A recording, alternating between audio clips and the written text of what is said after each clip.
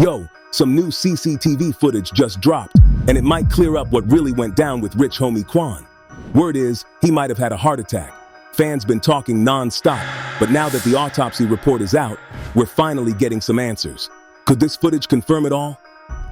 From your perspective, though, what kind of person was Rich Homie? Like, a lot of people right now are reflecting on his life and his legacy and everything. Rich Homie was a good person, man. Like I said, he was forced in a certain position. You feel me? Like, I would never post him if I didn't feel he was a good person.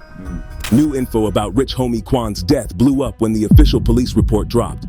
It says the Atlanta rapper, only 34, passed away at his home on September 5th. His family and someone from Fulton County confirmed it, but a lot of fans couldn't believe it at first. It got so crazy that fans were calling the police, trying to verify the call his girlfriend made to get help for him. Apparently, his girlfriend said she saw him asleep on the couch in the morning, threw a blanket over him, and left to take her son to school. When she got back, she realized he wasn't breathing. That's when she grabbed her phone and called 911, and somehow, that call got leaked online and went viral. Quan's friends later confirmed it was true, saying he had been struggling with drug issues in recent months. Soon after, an old interview of Quan started trending where he opened up about his addiction and how tough things had been. He talked about the grind of the music industry, how it can really wear you down. He even mentioned how his pay dropped from $50,000 to $60,000 a show to just $10,000, which doesn't sound like a lot. But when you've got people depending on you and big bills to pay, it hits hard. That stress led him to use substances to cope, and fans started digging into his career, noticing the big drop in his music output. Sadly, it's a story that's happened to plenty of rappers before.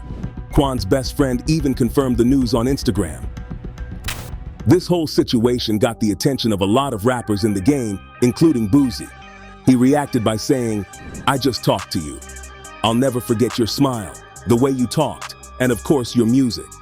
He also said they had good memories together that still make him smile. Just got word that Rich Homie Quan just OD'd. Just talked to Quan the other day. "We got some good memories together and that go always bring a smile to my face.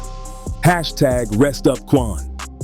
Boosie even confirmed there's some unreleased music for Rich Homie Quan fans, which had people hyped. But Rollo wasn't feeling it. He got annoyed by what he saw as fake love being shown to Quan after his passing. Hours later, Quan's music started shooting up the charts on every platform, which seemed to make Rollo either jealous or just fed up with how fans only show love after a rapper dies. See, that I be talking about, y'all be so fake. The whole world was just calling this man Rich Homie Quan a rat. Soon as he died, oh, that was my friend. I love him. But y'all so goddamn fake riders, bad. Even Quando Rondo jumped in to react to Rollo's comments about Rich Homie Quan. Don't want to be labeled as showing fake love. New word to use now is reminiscing. Man, hell nah. Man, listen, bruh, a fan just commented under my picture and said, well, this is a good thing because at least his tape is generating money for his family. Man, y'all keep believing that bullshit. Y'all actually think that a label is actually about to give money to an artist's fucking family, man? In what world? Man, y'all tripping, and I ain't saying this on no lame shit or nothing. I'm saying this cause shit, most of all, we the people, we black. Then, things got even more emotional when Quan's father shared on Instagram how heartbroken he was. Rich Homie Quan's dad opened up about his son's passing, sharing how he's dealing with the loss. At the time, he was waiting on the toxicology report and didn't want to jump to any conclusions, saying, "I'm like everybody else. I gotta wait and see." The whole situation has been tough on him, and he admits he doesn't have any clear answers yet. When he got to the scene, Quan was already on a stretcher, and his first instinct was to go inside and start praying. He's a man who sticks to facts, so he's not about to speculate on what happened. Their relationship went way deeper than just father and son. They were best friends, talking on the phone multiple times a day. The day before he passed, we were on the phone 11 times, his dad shared, showing just how close they were. Growing up without his own dad, Quan's father made sure he was always there for his son from day one. Quan was a father himself, leaving behind 4 kids. His dad mentioned how he was just starting to really embrace fatherhood, saying, "Dad, I'm getting this parenting thing down now." This past summer, he had all his kids with him for about 30 days, and his dad feels like maybe God knew something was coming. Looking back, his dad remembered how Quan grew up in East Atlanta playing football and baseball. He had a scholarship but came back home after getting homesick and ended up in some trouble, even going to jail. After that, Quan decided to chase a rap career, even though his dad had pushed him to go to engineering school. "I was like, that's a slippery slope," his dad said. But Quan stayed focused on music and made it big. One thing that really hits hard for his dad is when Quan once said, "As an artist, you get more love in death than when you're alive." Now, he's seeing that firsthand with all the love pouring in. He wants people to remember Quan as a trendsetter who made hits, not just songs. "I taught him humility, but let's be real. My son is one of the best artists to come out of Atlanta, a true lyricist." Quan's talent was undeniable. His dad remembers watching him in the studio, making music off the top of his head without writing anything down. "That's God-given talent," he said, confident that Quan's music will live on forever. In the end, his dad knows Quan was special and hopes people will remember the greatness he brought to the rap game. Even though there's still a lot we don't know about his death, we're starting to piece together what his final moments might have looked like. It's all even sadder when you think about how tight Quan and Young Thug were back in the early 2000s. They had a solid bond and formed the rap group Rich Gang with Birdman, who's a key figure for later in the story. Their collabs, especially the hit Lifestyle, blew them both up, giving them massive careers.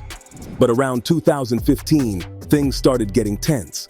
Young Thug threw some public shade at Quan, even calling him the B-word during a show. Quan tried to clear things up during a concert, saying the beef wasn't as deep as people thought, but they definitely drifted apart, both personally and professionally. Just 3 days before his passing, Quan spoke about Young Thug in an interview, saying he was down to reconnect. Even though they weren't on good terms, Quan still showed love, saying it's always free Thug till he's out of his case. Who knows what the future holds? First and foremost, let's free Thug, let's free anybody locked up, let's free Luwop, Lucci. It's a touchy situation, so I try not to talk about it a lot, but I don't know what the future holds, man. You know what I'm saying? I wouldn't have a conversation, and then it'll start from there. Okay, For sure. I like that answer. During Young Thug's YSL RICO trial, Quan's name came up, and a viral clip showed Thug cracking up when YSL Woody asked him from the witness stand if he had beef with Rich Homie Quan. Obviously, you're not supposed to do that in court, but Thug was apparently in tears from laughing so hard when Woody shouted the question across the room. Sadly, the vibe changed the next day after Quan passed. Some people were even joking around saying it was the first time they'd seen Thug look so serious during the whole trial. He's usually happy and smiling, but after Quan's passing, you could see the sadness on his face. In an interview, Quan even talked about YSL Woody snitching in the trial and claimed that Woody was lying. Recently, we heard about YSL Woody releasing some crazy information about some shit regarding your father's barbershop and what he did. Yeah. So what do you feel about his statements being said about him basically shooting up your dad's barbershop? What is a liar? The barbershop did get shot up, but it wasn't like, I don't want to talk much to it, but it wasn't like he has over-exaggerated, because the same day the barbershop got shot up, it was up and running. Woody later reacted to that interview, calling Quan a liar too. This whole situation has fans feeling some type of way because Quan had been talking a lot about the YSL trial. There was a good chance he might have been called to the stand as a witness due to his long history with Young Thug and YSL. Most people doubt Quan would have said anything to get Thug in trouble, but you never know. It's even weirder because the same thing happened with Lil Keed. He was supposed to be involved in the YSL trial too, but then he suddenly passed away. Folks online suggested that something's off, saying there's no way Thug, Gunna, and most of YSL get arrested, and then Lil Keed dies. It's got conspiracy theorists digging deep. The YSL RICO trial has pulled in a lot of big names from the rap game like Gunna, Lil Baby, and YFN Lucci. Back in May 2022, Thug, Gunna, and a bunch of YSL members got hit with RICO charges. But within 2 weeks, Gunna had already started snitching to get out of the case. Now getting back to Quan, we've seen the funeral just the other day, and there's a lot to be said about the event. Funeral Rich Homie Quan was honored at his funeral in College Park, Georgia. On the 17th of September, friends and family came together at World Changers Church International to celebrate Quan's life at his Rich as in Spirit ceremony. The service kicked off at 11 a.m., with his family sitting front and center. A lot of love was shown, with Killer Mike sharing some heartfelt words about the Atlanta rapper. He talked about how Quan's smile hid a lot of pain, but even through it all, he still brought joy to everyone around him. Mike added, "Our writing comes from what we've been through, and sometimes that smile masked a lot of hurt, but he gave people joy anyway." Killer Mike had a touching speech about Quan. Even though he never knew him on a personal level, he still wanted to speak on the behalf of the black community in ATL. He was an example of grace. He was an example of mercy and forgiveness, not only in what he gave and what he was willing to exceed. He didn't let his pride and his ego and insecurity get in the way of being a good man. And I want to tell the young men that are in this room, some that were, righteously all the way down, some that was rival and got righteously all the way down later, you guys are leaders now. You guys are the lead in the fashion he led. If it's trouble, just get quiet and disappear and pop back up in a year. If you want to disrespect each other, find a room to go to and talk to each other, not in front of other people, so your pride and ego don't have to lead. Comedian DC Young Fly also spoke, keeping things light with some jokes before getting serious. He shared how he met Quan back in 2003 and considered him real family. He thanked Quan's parents, saying, "Y'all gave us a legend. He accomplished so much, and we're gonna make sure his legacy lives on." DC Young Fly had a lot to say, especially given the fact that he's grieving too, having experience with loss himself. He was exactly the person who you wanted to hear talk. People think his speech was so deep that he might turn to pastoring in the near future. Y'all gave us an icon. Y'all gave us a legend. You know, we all on borrowed time.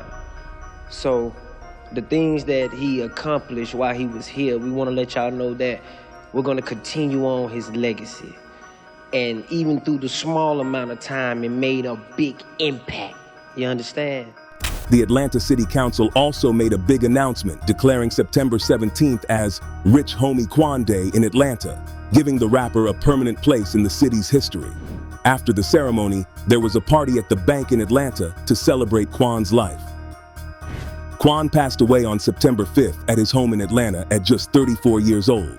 According to the police report, his girlfriend Amber and his brother Andre gave their accounts. His brother said he found Quan asleep on the floor by the kitchen around 3 a.m., which he thought was strange, so he moved him to the couch. Amber later found him unresponsive around 11 a.m. and called 911, but it was too late. The cause of death is still a mystery. An autopsy has been done, but it could take up to 90 days for the official report to come out. Before his passing, Quan was busy working on a new album. His dad, Corey, shared that they had just finished a project with 20 to 25 songs and were planning to shoot 2 videos. Lamar, who's also Quan's business manager, said they've got thousands of unreleased songs stashed away. In the end, Quan's legacy is set to live on, both through his music and the mark he left on the city of Atlanta.